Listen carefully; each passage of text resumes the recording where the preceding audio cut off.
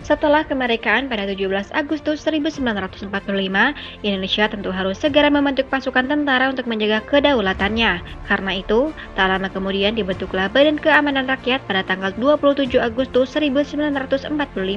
Namun, BKR bukanlah suatu badan tentara atau institusi militer resmi Indonesia. BKR dibentuk untuk menjaga keamanan daerah dan membantu korban-korban sesuai perang kemerdekaan. Mereka berada di bawah Komite Nasional Indonesia atau KNI yang berada di tiap daerah untuk memberikan rasa aman dan mengembalikan kesejahteraan bagi masyarakat. Kemudian, muncul inisiatif untuk membentuk sebuah wadah militer dalam bentuk tentara nasional. Hal ini berguna untuk meningkatkan fungsi BKR dari menjaga keamanan menjadi lebih kompleks. Ide itu dirasa dianggap perlu karena bersamaan dengan situasi dan juga kondisi yang mendesak. Buku TNI AD Dahulu, Sekarang dan Masa Depan 2000, karya Saurip Kadi menjelaskan bahwa keberadaan militer diperlukan untuk mempertahankan eksistensi bangsa dan negara. Apalagi pada masa-masa kemerdekaan, pasti ada berbagai masalah yang datang dengan kondisi negara yang belum stabil. Akhirnya, mantan anggota pembela tanah air PETA, HEIHO, dan KNIL yang dahulunya bergabung dalam BKR sepakat untuk memperdalam tugas dan fungsinya menjadi organisasi ketentaraan. Peningkatan fungsi BKR pada awalnya dianggap kurang perlu karena tak mendapat restu dari pendiri bangsa.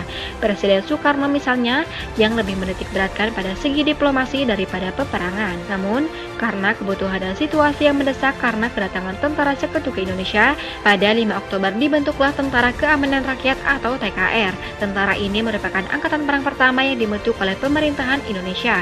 Wakil Presiden Muhammad Hatta mengutus Mayor Urip Sumoharjo, mantan perwira KNIL, untuk menjadi kepala staf TKR dan mengkoordinasi keberadaan TKR. Maka dari itu, muncul seruan kepada seluruh pemuda rakyat Indonesia baik yang belum pernah ikut militer maupun sudah untuk mendaftarkan diri menjadi anggota TKR. Mantan anggota PETA, KNIL, dan HEIHO juga masuk dalam jajaran ini untuk menunjukkan kesetiaannya terhadap tanah air. Urip Sumoharjo yang ditunjuk menjadi kepala staf TKR membuat markas besar umum sebagai markas tertinggi TKR di Yogyakarta. BKR Laut mengubah dirinya menjadi TKR Laut. Selang beberapa bulan, TKR Jawatan Penerbangan juga dibentuk untuk melengkapi sektor udara. Sudah ada 3 mitra, yakni darat, udara, dan juga laut terbentuk dan bisa saling berkoordinasi di bawah komando markas besar. Karena belum ada kejelasan soal seragam, maka Mabes TKR menginstruksikan bagi jajarannya yang berada di wilayah Jawa dan Madura untuk melengkapi seragam dan personilnya. Tak harus sama mengenai warna, tetapi tanda kepangkatan harus sama di jajaran TKR. Organisasi militer ini kemudian mulai menjalankan tugas dan fungsinya untuk menjaga keselamatan di berbagai daerah.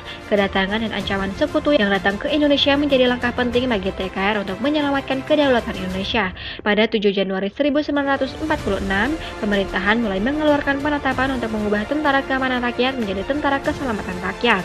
Ini dilakukan demi meluasnya fungsi dari tentara dalam pertahanan kemerdekaan dan juga keamanan rakyat Indonesia. Perubahan nama kembali terjadi ketika Tentara Keselamatan Rakyat diubah menjadi Tentara Republik Indonesia melalui penetapan pemerintahan nomor 4 SD tahun 1946.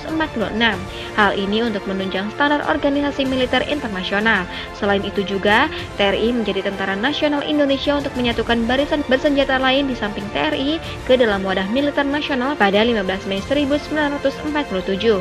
Barulah pada 1959, pada 5 Oktober diperingati sebagai Hari Tentara Nasional Indonesia. Sekian video kita kali ini. Jika kalian suka, silahkan share sebanyak-banyaknya, like dan juga subscribe channel Sigea TV agar mendapatkan video terbaru dari Sigea TV. Salam Sigea TV.